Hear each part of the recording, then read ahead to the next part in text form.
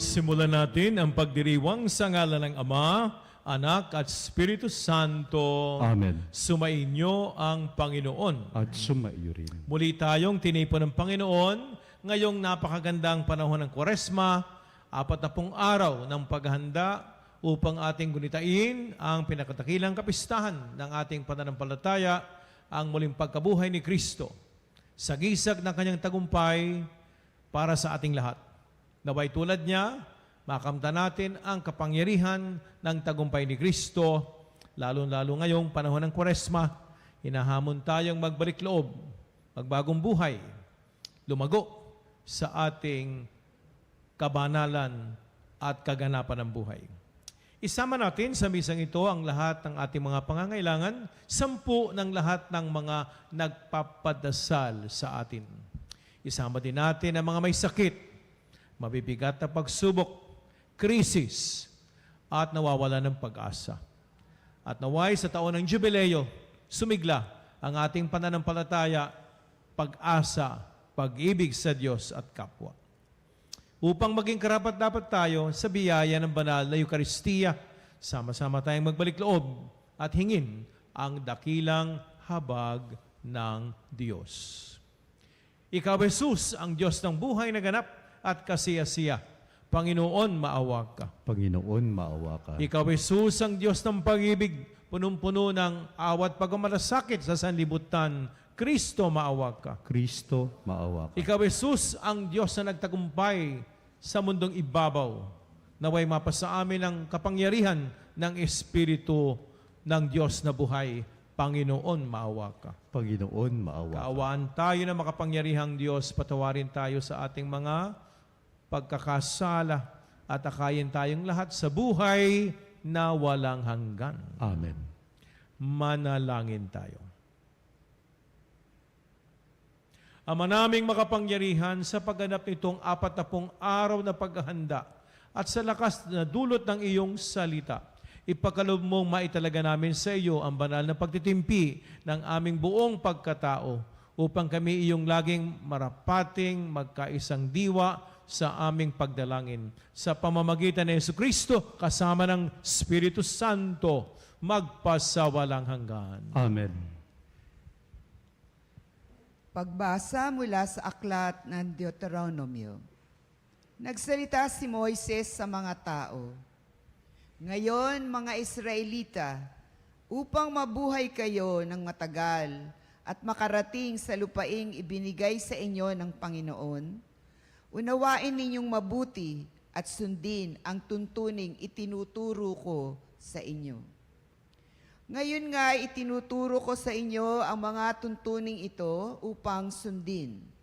Unawain ninyo ito at sunding mabuti.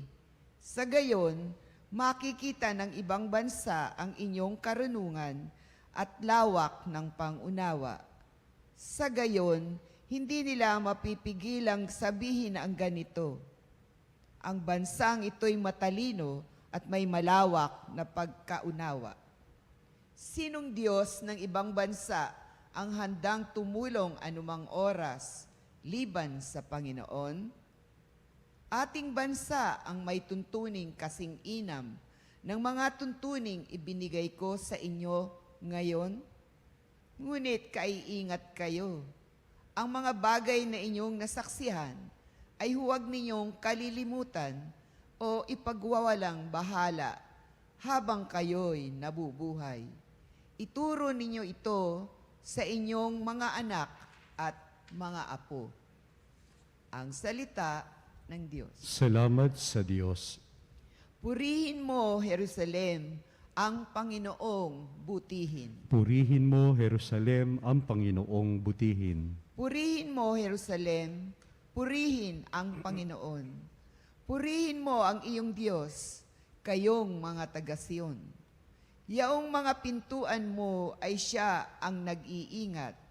Ang lahat ng iyong lingkod ay siya ang nagbabasbas. Purihin mo, Jerusalem, ang Panginoong butihin. Ginagawang matahimik yaong mga hangganan mo. Bibigyan kang kasiyahan sa kaloob niyang trigo.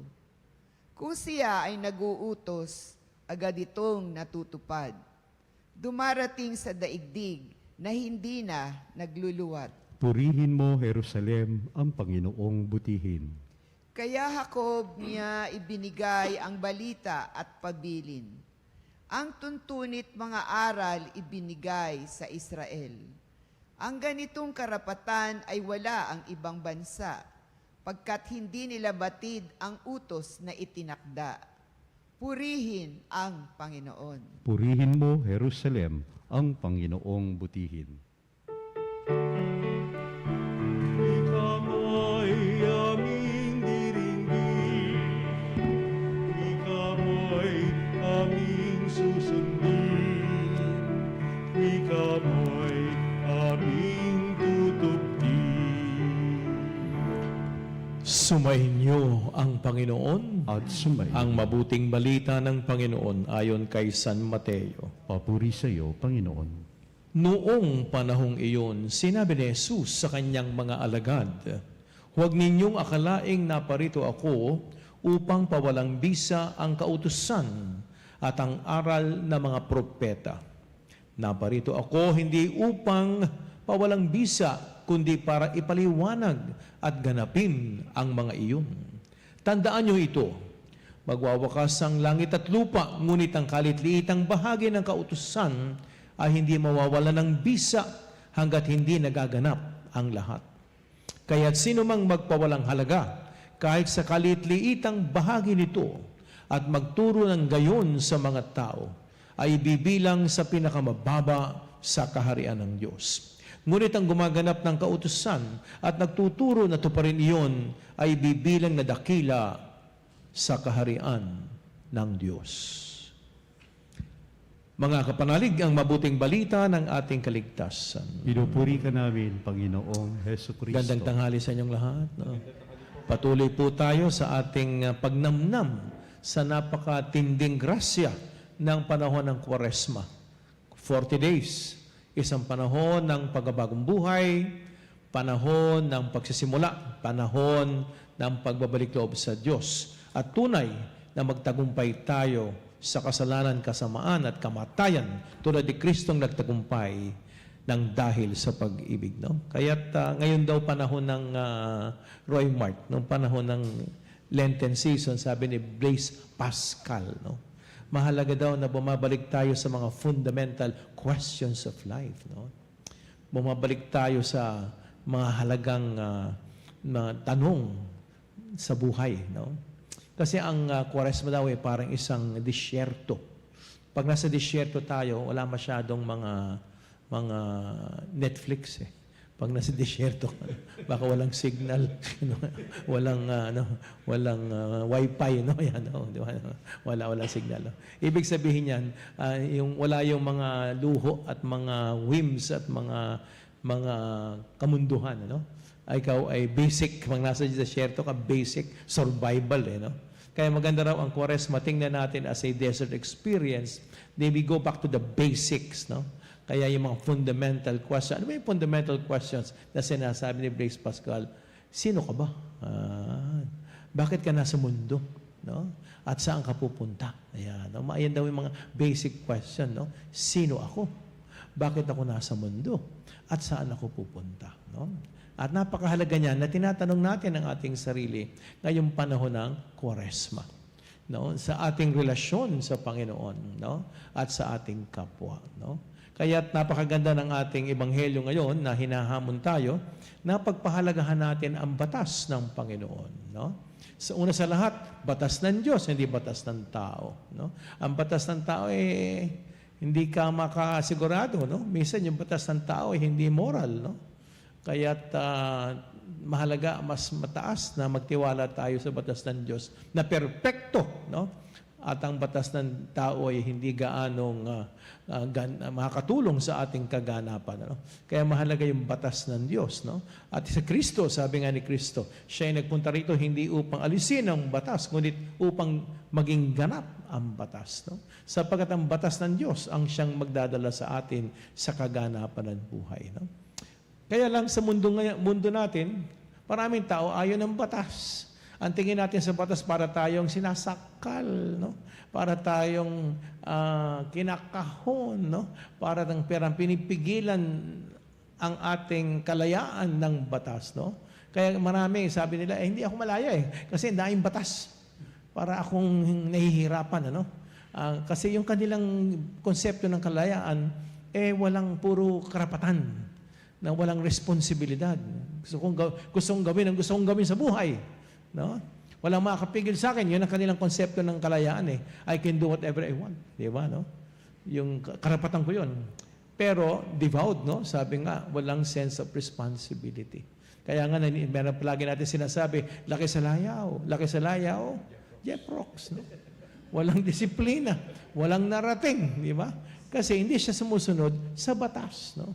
Mahalagang batas tulad sa traffic man lang yan traffic sign. Kung wala tayong batas, di ba? Pag sinabing green, ano yun? Sa traffic light, go. Pag sinabing red, stop. Pag orange, go anyway. Nagkakaroon ng banggaan, di ba, no? Hindi tayo sumusunod sa batas. Mahalagang batas, no? Sapagkat sabi nga nila, ang batas daw, na meron daw, ang batas daw, ito daw ang magdadala sa atin sa gaganapan ng buhay, sa magandang buhay at sa tunay na buhay. At lalo tayong magiging malaya, tunay na magiging malaya kapag sumunod tayo sa batas, ng batas ng Diyos. Tulad ng example natin, no? Batas na kagaya ng 10 utos. Pag sinunod daw natin ang 10 utos ng Panginoon, gaganda ang ating buhay, gaganda ang ating kapaligiran. Mantakin mo, hindi ka nagnanakaw, hindi ka pumapatay, no? Tulad ng mga nidigong, no? Kaya nasabi tuloy ngayon siya, no? Yan ang problema kapag hindi mo sinusunod ang 10 utos ng Diyos. Ang tawag daw diyan poetic justice, no? Sabi ng gabi, karma. Tayo, poetic justice, katarungan ng Diyos. Napaka-libo-libong namatay ng mga mahihirap na hindi nabigyan ng isang araw sa korte. Di ba? Alam po natin, a person is innocent until proven guilty. Di ba? Paano may pagtatanggol ng sarili, pinatay na nga natin. No? Kaya pag sinusunod daw natin ang batas, tulad ng the basic 10 commandments, no? Huwag kang makikiapid, huwag kang magnanakaw, huwag kang papatay, huwag kang magnanasa ng hindi sa iyo. Gaganda buhay natin. Gaganda ang buhay natin. Magiging mapayapa ang buhay natin. No? Magkakaroon ng kaayusan at magkakaroon ng tunay na kasiyahan. No? Ganyan ang epekto ng batas Hindi siyang pumipigil sa tao. Lalo niyang gagawing ganap ang buhay ng tao. Amen? Tulad ng laro. Yan, kayo ba kagaya ng nagtumutugtog ng piano. Ang piano, hindi pwedeng pindutin mo lang ng pindutin yan, no? At tutugtog ng maganda yan. Hindi. May batas ang papiano, no? Tulad ng paggigitara. May batas na kailangang sundin. Tulad ng paglalaro ng basketball, di ba? Swimming, no? Volleyball, kahit mga gusto mong gawing laro, no? May batas ka na dapat sundin. Amen, no? Hindi pwedeng gitara, bahala ka na, tumugtog ka. Hindi ganoon. May batas na kailangan susundin ka sa paglalaro ng pagtugtog ng gitara, sa pagteklado ng piano, sa ating, gusto kong mag-aral ng swimming, tumalong ka, sige, tumalong ka, talangoy ka na. Hindi, kailangan may technique. May batas ang pag-swimming. Amen? No? May batas ang pag-basketball. Diba? May batas ang laro ng soccer o tennis. No? Diba? Sa umpisa, mahirap Sa umpisa, mahirap. Pero pag sinunod mo yung batas, pag sinunod mo yung batas ng paglalaro, pagtugtog, no? Sa umpisa, mahirap May disiplina, hindi ka sanay. Pero pag nasanay ka na, sumunod sa batas, ito'y nagiging effortless. No? Parang natural na. Ang pagtugtog, very natural, very free. Yan daw ang freedom for excellence. Yan daw ang tunay na kalayaan. Freedom for excellence, di ba? Kagaya ng pagsasalita, tulad o kaya pagtugtog ng piano, paglalaro ng basketball, o kaya paglalaro ng soccer, no? O paglalaro ng golf, no? Pag na-master mo na yung batas, no? Sa umpisa'y mahirap, disiplina. Pero pag nasanay ka na, na-practice mo na araw-araw, it becomes effortless, no? And you become free. Yan, no? Yan daw ang tunay na kalayaan, freedom for excellence, no? Na kaya yung ibang galing maglaro ng basketball, ang galing mag-swimming, ang galing tumugtog, no? Na parang kala mo na parang hindi siya, parang very normal, very free, very happy, no? At napakagaling, no? Kaya yan po sana, tingnan po sana natin ang kahalagahan ng disiplina, no? Ng pagsunod sa batas, no? Hindi upang tayo'y pigilan or sakalin or bawasan ng ating kaganapan. Ngunit upang maging daan, no? Ang batas ay nariyan upang maging daan, no? Mahirap lang nga sa umpisa. Yan ay daan upang lalong maging ganap ang ating buhay, lalo tayong maging malaya, at lalong gumanda ang ating lipunan at ang ating kapaligiran. Amen? Kaya mahalaga, balikan po natin ngayong panahon ng Kwaresma, hinahamon po tayo, basahin natin ang salita ng Diyos, no? Upang tayo'y maging malaya, maging ganap, maging mabuti, lumago sa kabanalan, no? Sundin po natin ang utos ng Panginoon. Amen at amen. Tumayo tayong lahat at tayo po yung manalangin sa Panginoon. At sa bawat kahilingan, sabihin natin, Panginoon, dinggin mo kami. Panginoon, dinggin mo kami. Itinataas namin ang bawat isa na naway magpasakop tayo sa utos at batas ng Panginoon na tunay na mag-aakay sa atin sa kaganapan ng buhay. Manalangin tayo sa Panginoon. Panginoon, dinggin mo kami. Ipagdasal po natin ang mga taong malayo sa Diyos, hindi nagdarasal, hindi nagsisimba, hindi nagbabasa ng Biblia, naway sa pamamagitan ng ating sama-samang panalangin, pukawin ng Diyos ang kanilang kamalayan sa kahalagahan ng Diyos at ng batas ng Diyos sa ating buhay. Manalangin tayo sa Panginoon. Panginoon, dinggin mo kami. Ipagdasal po natin ang bawat isa na naway galangin natin ang batas ng Panginoon, lalo-lalo ng 10 utos ng Panginoon, the basic law of God, no, in our moral life, no, upang ating galangin ang kahalagahan ng bawat isa, galangin ang kahalagahan ng buhay, relasyon at paglago, no, sa tunay na kahulugan ng kalayaan. Manalangin tayo sa Panginoon. Panginoon, dinggin mo kami. Ipagdasal din natin ang mga may sakit, naguguluhan, may mga krisis, may mabibigat na pagsubok ngayong panahon ng Kwaresma. Naway sakluluhan ka ng Espiritu ng Panginoon. Sakluluhan ka ng mga anghel ng Panginoon. At kami nananalangin sa iyo na mapaglabanan mo at malampasan ng buong tagumpay ang iyong mga pagsubok sa sandaling ito. Manalangin tayo sa Panginoon. Panginoon, dinggin mo kami. Ipagdasal din po natin ang ating bansa na ngayon ay nagkakaroon ng pagkikilatis sa mga kandidato na maglilingkod sa atin. Naway sa Mayo 12, maging mapayapa ang ating halalan, maayos at malinis, at ang mga lingkod ng Panginoon ang magwagi para sa kapakinabangan ng bansa, lalo-lalo na ng mga dukha. Manalangin tayo sa Panginoon. Panginoon, dinggin mo kami. Itaas din natin ang ating mga kamanalig, ang ating mga Eucharistic advocates, naway sa kanilang debosyon sa Eucharistia, mapasa kanila ang buhay na ganap, pagpapala, kabanalan. Manalangin tayo sa Panginoon. Panginoon, dinggin mo kami. Itaas natin ang ating mga personal na kahilingan at lahat ng wala rito. Itaas natin ang kanang kamay, dakilang Ama, sa aming pagtaas ng kamay, kami nagpapasakop sa iyo. Naway maganap sa aming buhay ang bunga ng aming pagsunod sa batas ng Diyos. At mapasa amin ang kaganapan, katugunan, kaligtasan sa buhay, ngayon at magpa sa walang hanggan. Amen. Buhay pagmamahal, alak at tinapay,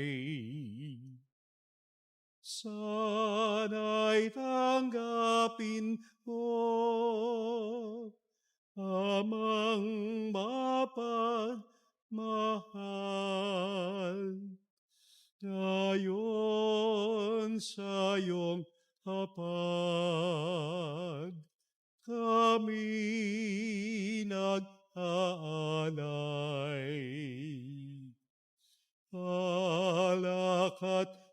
tinapay, alay ng iyong bayan. Manalangin kayo mga kapanalig upang ang ating paghahain ay kalugdan ng Diyos amang makapangyarihan. Tanggapin nawa ng Panginoon itong paghahain sa iyong mga kamay sa kapurihan niya at karangalan sa ating kapakinabangan at sa buong sambayanan niyang banal. Ama naming lumikha, tanggapin mo ang mga panalangin at alay ng iyong sambayanan.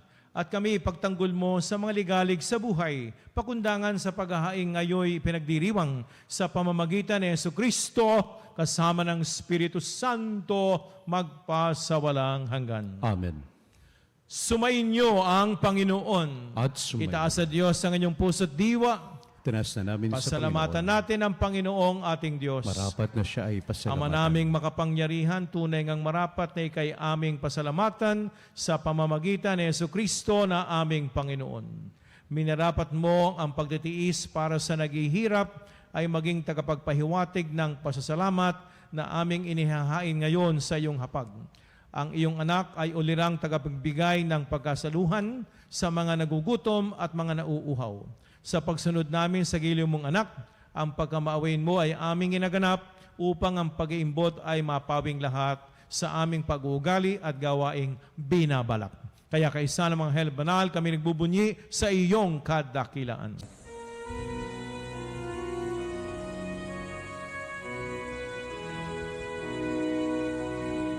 Santo, Santo, Santo, Panginoong Diyos ng mga hukbo, napupuno ang langit at lupa ng kadakilan mo. Hosana, Hosana sa kaitaasan, pinagpalang na paririto sa ngalan ng Panginoon. Hosana, Hosana sa kaitaasan.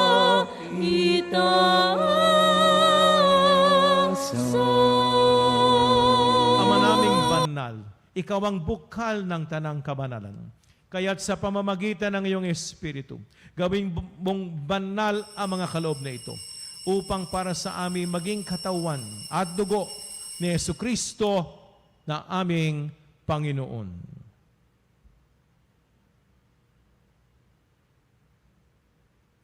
Bago niya pinagtiis ang kusang loob na maging handog, hinawakan niya ang tinapay. Pinasalamatan kaniya, pinaghati-hati niya iyon.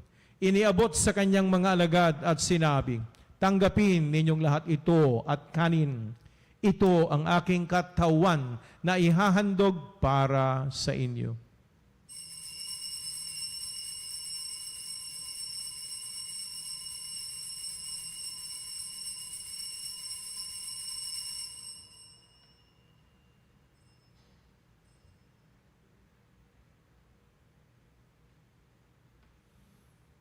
Gayon din naman nang matapos ang hapunan, hinawakan niya ang kalis. Muli kanyang pinasalamatan. Iniabot sa kanyang mga alagad at sinabi, "Tanggapin ninyong lahat ito at inumin. Ito ang kalis ng aking dugo ng bago at ng walang hanggang tipan. Ang aking dugo na ibubuhos sa iyo at para sa lahat sa ikapagpapatawad ng kasalanan. Gawin ninyo ito sa pag-aala-ala sa akin."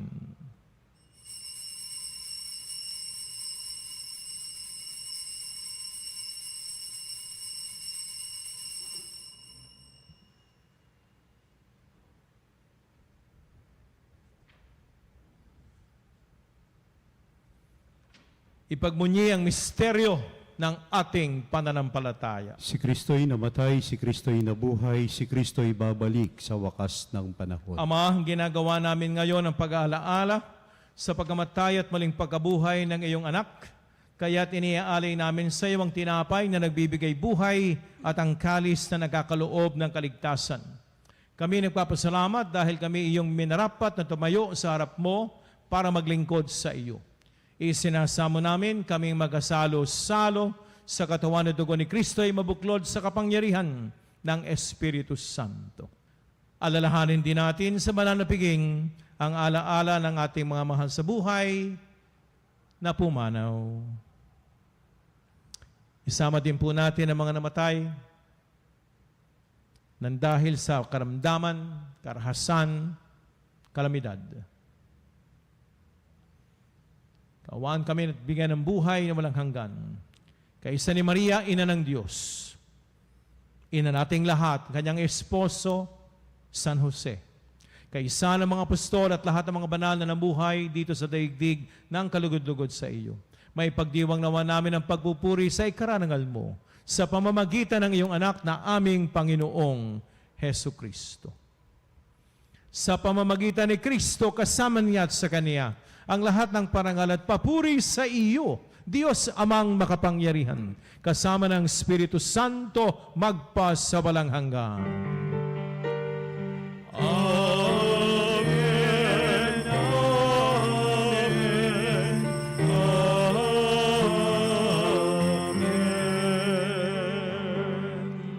Ang dakilang amen ay tanda na kapiling natin si Yesu Kristo, ang Diyos ng pag-ibig, ang Diyos na nagtagumpay. Sama-sama tayong umawit sa Ama na nasa langit.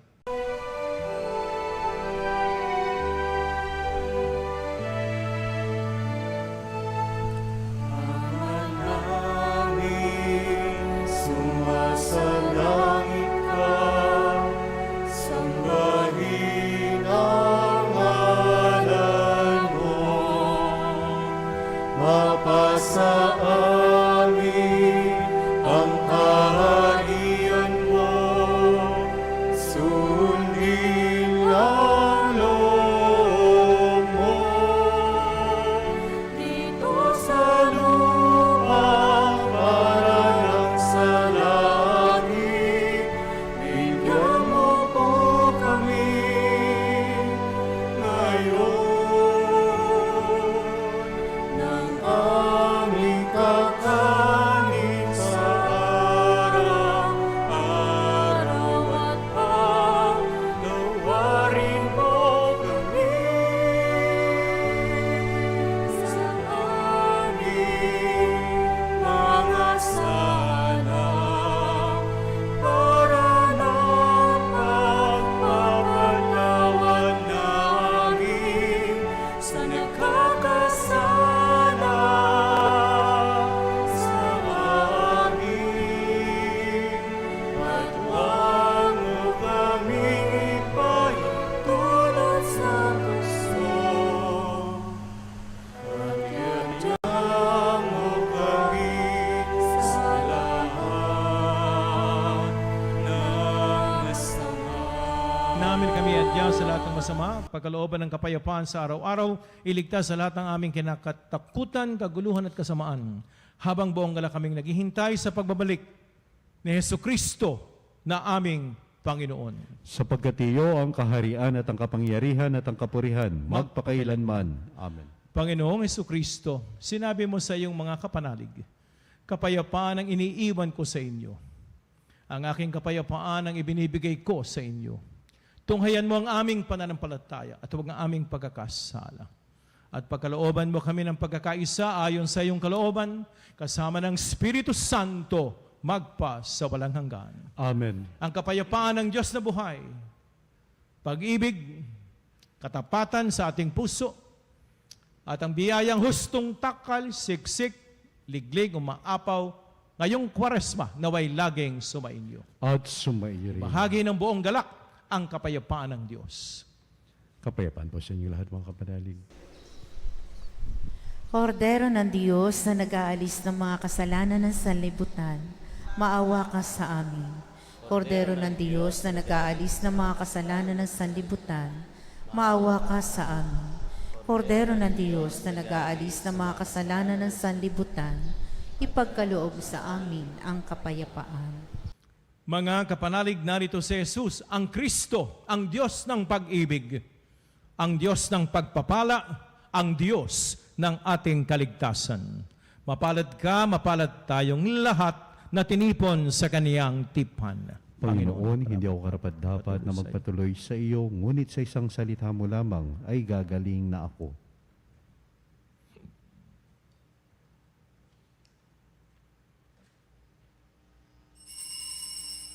Mga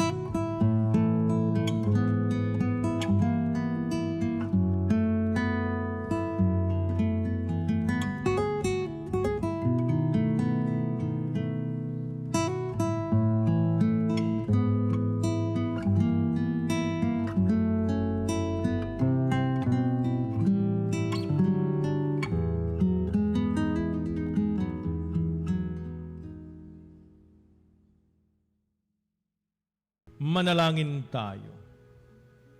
Ama naming mapagmahal, kami naway pabanalin ng aming pinagsaluhan sa hapag ng banal na pakikinabang sa ikapapagindapat namin sa mga pangakong ibibigay sa pamamagitan ni Jesucristo kasama ng Espiritu Santo magpasawalang hanggan. Amen. Sumainyo ang Panginoon At sumayo at rin. pagpalain tayo ng makapangyarihang Diyos, Ama, Anak at Espiritu Santo. Amen. Naganap na piging, humayo tayong taglay ang pag-ibig at pagpapala ng Diyos na buhay. Salamat sa Diyos. Walang sino man ang